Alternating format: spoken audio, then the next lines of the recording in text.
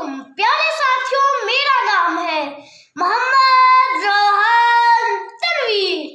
تو پیارے ساتھیوں، آج کا میرا موضوع ہے اسلامی مہینوں کے نام۔ تو چلے آئیے میں اپنا یہ موضوع شروع کرتا ہوں۔ دنوں، ہفتوں اور مہینوں کی خاص ترتیب کیلنڈر کہلاتی ہے، اور کیلنڈر ایک سال کو ظاہر کرتا ہے۔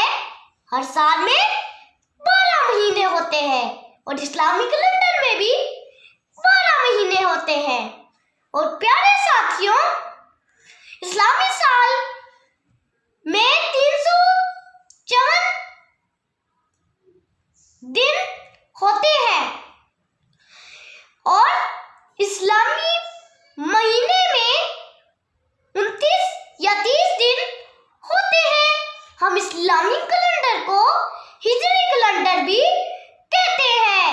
تو پیارے ساتھیوں، اب میں آپ کو یعنی اسلامی مہینوں کے نام بتاتا ہوں۔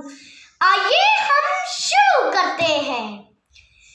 محرم، صفر، ربیع الاول، ربیع الثانی، جمادی الاول، جمادی الثانی، رجب، شعبان، رمضان، شوال، ذی القعدہ، ذی الحج۔